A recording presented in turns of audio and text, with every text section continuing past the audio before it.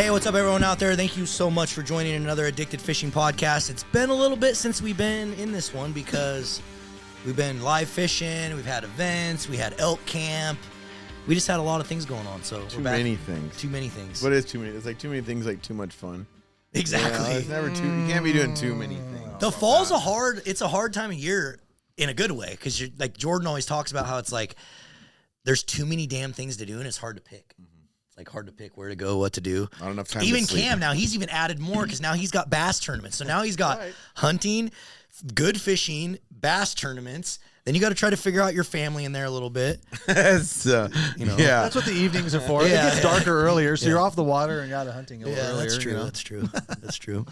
No, you have to Anyway. have an understanding wife, that's for sure. How's bass tournaments been going, Cam? I think that's a good way to kind of start this. If all you guys don't know, Cam's been getting really into bass fishing, smallmouth fishing. I've done a few tournaments with him, and I can see why he's so, quote unquote, addicted to it because it is the competition aspect. Like when you get in there and you're like day one and you see the weights, or even if you lose, like when I did the first one with Cam and we didn't win, I was like, now I want to do like 10 more of those because I have to win. It's no different. It's no different than when you pull up to the ramp after like a tough day of salmon fishing and you look over and then like your cohort or your colleague has got 10 salmon and you have one and you're just like, I want to know how. How did you do that? What did you do? Like obviously somebody's hitting the mark, and that's one thing about the tournaments. Well, and like I said, it could be bass, it could be salmon, it could be steelhead, but the really only way you can't really like compete in the way you do with bass with salmon and steelhead because they die. We don't have live wells. It doesn't work that way. Yeah. All that to go. But no, I mean, we got big tournaments coming up this weekend. My first half of the year started off great.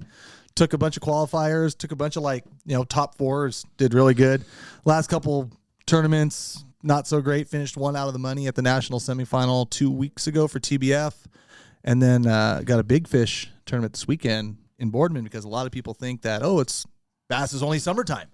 But the reality is like right now is like some of the best time of the year to go. So they stage a lot of the championships and end of the year kind of tournaments like kind of this late October, early November because the fish, just like, a lot of other species, they start getting cold and they go dormant a little bit. They know it's going to get colder and food supply is going to run out. So they put on the weight. And so we have a big fish tournament this week up in Boardman, but I know it's hard to. You think a decent amount of fish die in the winter, like because they don't have enough food, like similar to like deer and elk would? I think so I read a study that talked about like the attrition rate on bass fishing and like to get like a 5-pound smallie, it's like one out of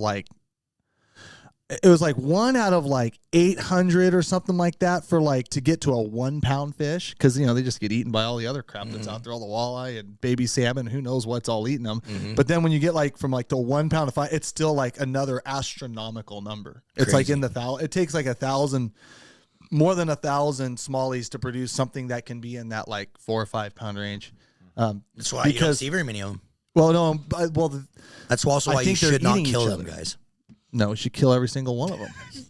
5-pound smallmouth? No, not the 5-pounders. Okay. No. What? Some of the ones taste really good. I was like, what do you mean? We already debunked that. No, some guys eat them. No, I don't. People think like, the bass guys, you can't kill them, I'm like, no. Some of the big ones we should leave just to have like kind of a trophy stock because they can be long-lived. They can live, 8 to 12 years. And it always breaks my heart. I can't count how many times I've been at like a local lake or somewhere, and this dude's just got like a freaking 7-pound largemouth on his holding his stroke over his head, running down the bank. I'm just like, dude, you have no idea how old that fish is. Yeah, it took a long time to get there. And the thing about it is, it's like maybe in the lake, the guy that stumbles into the 7-pounder with an earthworm. Yeah, that's what I was talking about. But like, if you're gonna talk Columbia River smallmouth, like. The fact that to get to that 5-pounder, like this weekend's tournament, I bet I'll catch 80 fish. Like it's just there's that many of them out there. And I will say though, in the spring, dude, a lot of the big ones get mopped up in the spring. Oh yeah, because they come shallow and they're spawning. Yeah, which is sad, but whatever. You can't. It is what it is. I love how I'm not gonna cry. We're all sat over a largemouth, and then you go out in the ocean and kill a 30-year-old fish. You're like, they kill a 30-year-old black rock. Yeah. The fish taco, baby. That sounds good though. Whatever. There is some truth to that. True, I never even thought about those, but I guess there's just such an abundance. We talk about sturgeon. Well, that's why I said the I'm abundance just in playing. the smallmouth. Same thing. It's just like there's Not big ones though. not Yeah. big ones. I was That's so what I mean, surprised when we finally kind of committed a couple years ago to trying them, especially in the spring when they're coming off the coldest water of the year. That was that's hands down. That's delicious fish. I'm a believer now. I'll eat them as much as I can in that small range. That's why Josh They're and Ben good go eat. up there and clean them up. Oh, Yeah. they go. Yeah, they love sending me their little freaking cooler picks full. Like I'm gonna get mad about it. I'm like, good, get them rats out of there. Like we need a few more because that's the reality of the situation. There's only so much food. I mean, fortunately, the Columbia's got ample supply of shad, minnows, baby salmon. Yeah, they eat baby salmon. Don't let anybody tell you otherwise. Half the lures I have on my boat mimic a baby freaking salmon. No, they don't eat But those. the reality, yeah, no, they don't eat them. No. But the reality is there's plenty to eat if you really wanted to get into it, and I welcome all you guys to go do it. You ain't catching the ones I am. No, no, and like you said, there's a lot of them. Yeah. And there's an endless amount. Well, then that you just look at it continues. too. How many bass anglers I'll say the bass anglers that we talk about that will actually kill them. How many times do they go more than 6 times a year? They You know don't. what I That's mean? Yeah, it's like usually a couple times they a get year. out there a couple times. Usually nobody harvests them like we tend to salmon. That's for sure. No. Yeah, there's a couple spots where we call them the bucket brigade, and they're like not. Oh goodness, I can't say they're.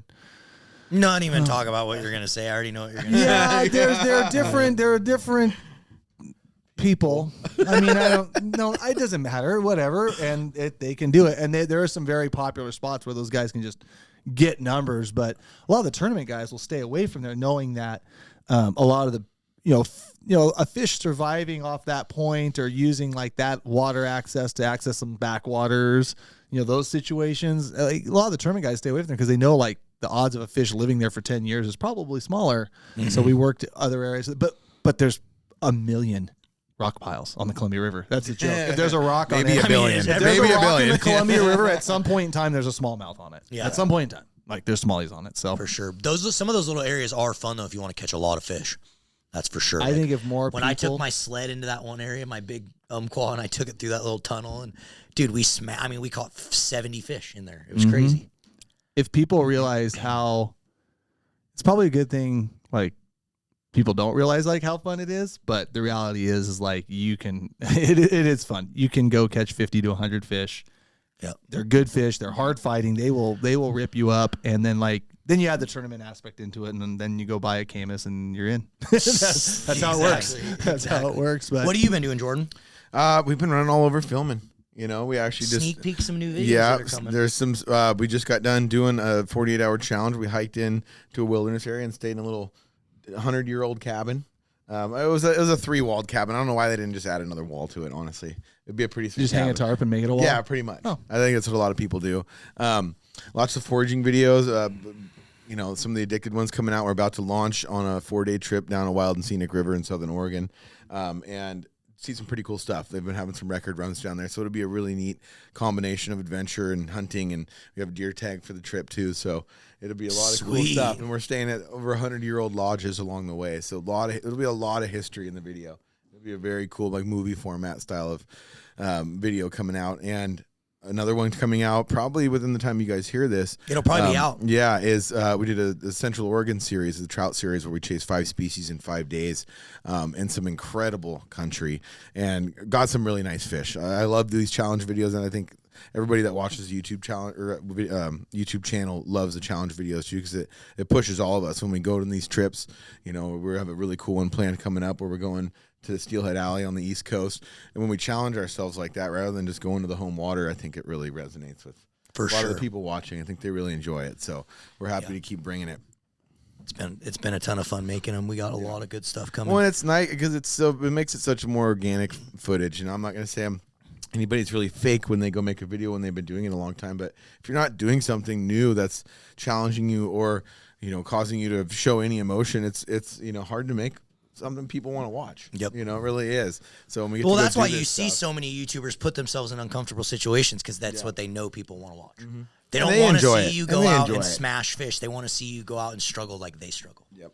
Exactly. It's just the reality of it. But it's a fun time of year. There's been more. The foraging this year is insane. You can't. I mean, you guys saw up Colt told me you guys found some mushrooms. Yeah, we ate some. Yeah, Mikey was freaking out. I cooked them just how you taught me, and he loved them. They were under. I found one with my first one the other day. Just cauliflower mushroom, and we ate it up there on the mountain over the fire. So it was pretty killer. But it's unbelievable the amount of foraging and crabs, and the crabbing right now is crazy. The clamming's really good. It's just somebody who likes eating good harvested food. It's the time of year for it. So Josh actually goes up and harvests a ton of chanterelles, and then they dehydrate them and they save them and. I've been pickling them. That's the next episode coming out today. Actually, it's out today, so it'll be out when you guys listen to this. I did that. I did a really cool recipe with some wild mushrooms. Might be tomorrow. Pickled chanterelle. Oh, I'll bring you some. what about that sounds like a really good way to preserve, because people always say it's a challenge to preserve them. They are, and when you dehydrate them, they're really hard to rehydrate. They really take a long time, unlike the morels do. Will they break start working down on it, over I'll like come a help long you. time? A lot of people will grind them up. please. They just pickle. So you could put them on the shelf a year later and it'll taste like a pickled chanterelle. I've been keeping them in the fridge, but I've been going through them really quick too, because they do shrink up a little bit as they get a little salt cured in there. They shrink up about half the size, but the flavor. I mean, you can if you cook them, the pickling vinegar kind of cooks out. But just putting them on stuff like in a breakfast sandwich or I've been doing a lot of tuna fish with the albacore that we got this year. The pickled chanterelles in there with some stuff. It's just I'm never doing it another way. It's pretty Pickled cool. chanterelle, fresh albacore, that's like gourmet tuna fish sandwich. Exactly. 10,000 Did level. you see my halibut that I made in my episode? Alex said it was better than any fish you'd ever cooked. Oh, sure. Alex looks like he'd be a good He judge just of knows that. job security. He looks like he'd be a good judge. No, it was really good. But it's just a simple recipe like I normally do, but it was fire. I need to start busting out the halibut. We need to just have a fish fry one of these days with all the friends. We should. I've been because that's what happens with me with halibut. I have hoard it. It's like backstraps. I stopped writing backstrap on my packages of meat because I'd save them, and then they'd be like the last thing I ate. When you should eat them right away. You should eat them fresh. It's the best cut. Yep. But it's the same with the halibut. I'm like, oh well, maybe tomorrow. maybe when this person comes over, and then you end up saving it all way too long, and should get that stuff eaten with as soon as possible. Especially when you got spots to go like I've actually eaten a lot of mine. I'm proud of myself. Yeah. I need to bust into the white. I'm so quick to do rockfish, because one, it thaws out a little bit quicker, and throw it in the air fryer and make a little tartare, Little tartare. A little a-holy. So well, sweet. Anything else you guys want to say? We got to kind of keep this one quick because we got a live feed to do. Yeah, if you guys are hearing this next week on the live feed, we got a very, very special guest. It should be very not controversial, but very eye-opening and very interesting. And I'm just gonna leave it at that. So tune in next Wednesday, week, 6:30 p.m. On Well, the it's live. not going to be next Wednesday. It's going to be whatever the date is. Clint, what's the date next Wednesday? November 1st. November 1st. There you go. November November 1st, 1st, 6:30 p.m. on the YouTube. We're gonna try and Facebook. something a little different. Push not the limits, but definitely going to be a very cool conversation. I'm really looking forward to it. Yeah, First for addicted fishing. it is. Yes. First time we've had this guest on. Yeah, or guest like this Yep. individual. Yep. Just leave it at that. Let you guys wonder. Okay, guys. Also, No, we're not bringing the wild fish lobby in here to beat the shit out of them. I wish. That'll Hey, be for the next one more quick announcement, guys. If you guys didn't see, our fall drop came out this last Sunday. Tons of limited edition items. Unfortunately, if you're just now listening to this podcast, a lot of the lures are already gone. But there is some epic stuff still on there. Some really cool new apparel that we designed. Some Peel the Reel stuff that you guys have been asking for a while now. So check it out, addicted.fishing. Thanks so much for listening to the podcast. We'll see you on the next one, and we'll see you on the river.